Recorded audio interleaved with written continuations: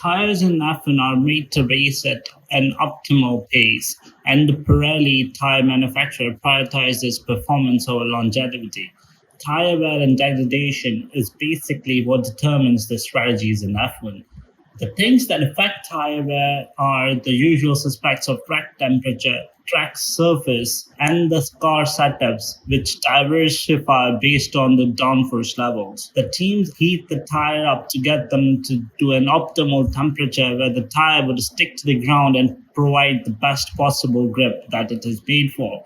Throughout the duration of the race, the tire sticking to the ground surface of the track leaves trail of the rubber, creating a racing line.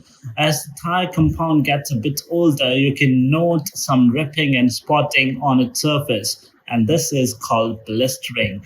The rubber that sticks to the ground is torn apart from the tire, leaving the trail, and the more time the tire is run, the more it gets torn apart and leaves flat spots all over the surface of the compound. These flat spots have a hard time sticking to the ground, providing less grip and performance as the race progresses. To counter that, teams utilize pit stops to change tires, and pit stops at the right time can help the team and the driver gain advantage over their opponent that they are racing. The most common strategy in F1 is known as the undercut.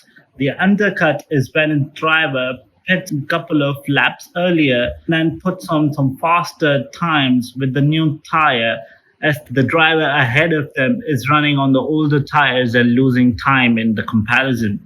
Undercut is very strong on most tracks, but the window for undercutting is usually 3 seconds, because once you undercut the driver, their team is going to respond by pitting that specific driver as well. Usually you get about 2-3 laps maximum in which you get to push on your out lap and as well as laps that follow to gain an advantage. For example, this would be signified by the way that Sergio Perez pitted on intermediate tires in Monaco to undercut the Ferraris ahead. Ferraris then immediately wanted to pit Carlos Sainz, but he thought it would be better to go on long and go direct to the dry tires. So they responded with Charles Leclerc instead. They made the mistake of was that Charles came out behind Sergio after the pit stops, because Sergio's out laps and laps that he put in were too fast for Ferrari to comprehend, which left Leclerc in a limbo and his race was pretty much ruined. Another strategy is the overcutting. This is when the driver stays out longer on a set of tires to go onto the fresher tires later on in the race. This provides an edge over the other car that pitted earlier, because the driver that goes longer would have the fresher tires at the end to push harder and get better lap times at the end of the race. Overcut is usually very hard to pull off in F1. Usually the situations where the driver is very good at looking after the tires and preserving them is the only way to make it work. Over the years, Mercedes have ran this strategy quite successfully with Lewis Hamilton, because Lewis, as we know, is one of the best drivers on the grid, if not ever, to look after the tires and manage them into their sweet spot, while also putting on lap times that are very competitive. Pit stops usually take about 2 to 3 seconds unless a team really messes it up.